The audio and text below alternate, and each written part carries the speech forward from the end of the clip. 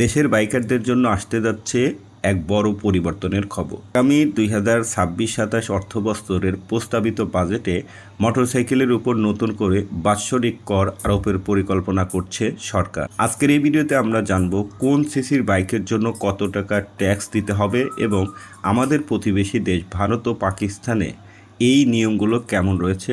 তাহলে চলুন শুরু করা যাক। বাংলাদেশের জাতীয় রাজস্ব বোর্ড বা এনবিআর এর নতুন প্রস্তাব অনুযায়ী এখন থেকে বাইক মালিকদের সিসি বা ইঞ্জিনের ক্ষমতা ভেদে প্রতি বছর অগ্রিম আয়কর দিতে হবে। প্রস্তাবটি অনেকটাই এরকম: 110 সিসি পর্যন্ত বাইকারদের জন্য আয়কর অর্থাৎ করমুক্ত রাখা হয়েছে। এগুলোর জন্য কোনো ধরনের ট্যাক্স দিতে হবে না।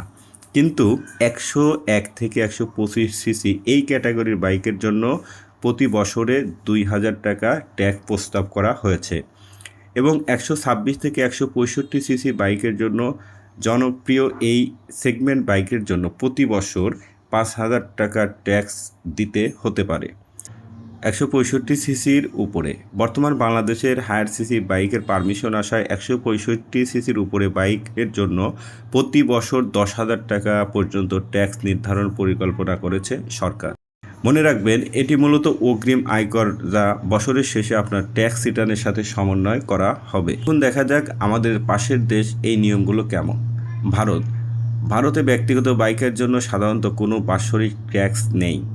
সেখানে নতুন বাইক কেনার সময় 15 বছরের জন্য এককালীন রোড ট্যাক্স পারমিশন পরিশোধ করতে হয়, ফলে 15 বছর পর্যন্ত বাইকারদের প্রতি বছরে ট্যাক্স অফিসে যাওয়ার ঝামেলা থাকে না।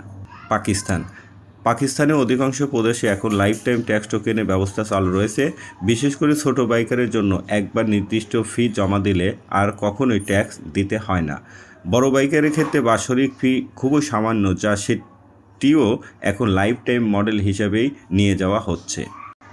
পার্শ্ববর্তী দেশ ভারত এবং পাকিস্তানে যেখানে একবার ট্যাক্স দিয়ে বছরের পর বছর নিশ্চিন্তে থাকা যায়, সেখানে বাংলাদেশে প্রতি বছরে এই 5 থেকে 10,000 টাকা অনেক রাইডারের জন্য বাড়তি চাপ হতে পারে। বিশেষ করে যারা বাইক নিয়ে রাইড করেন, শেয়ারিং করেন, ডেলিভারির কাজ করেন, তাদের আয়ের উপর এটি বড় প্রভাব ফেলবে। অন্যদিকে সরকারের লক্ষ্য হলো এই আয়ের মাধ্যমে তাদের রাজস্ব বৃদ্ধি করা এবং ট্যাক্স নেট বড় করা। এই নতুন ধারার কাঠামো নিয়ে আপনাদের মতামত কি? ভারত ও পাকিস্তানের মতো আমাদের দেশেও কি এককালীন বা লাইফ টাইম ট্যাক্স টোকেন সুবিধা থাকা উচিত? কমেন্ট করে আমাদের অবশ্যই মতামত জানাবেন। ভিডিওটি ভালো লাগলে অবশ্যই ভিডিওটি শেয়ার করে দিবেন। পরবর্তী আপডেট পেতে অবশ্যই চ্যানেলটির সঙ্গে থাকবেন। সবাইকে ধন্যবাদ।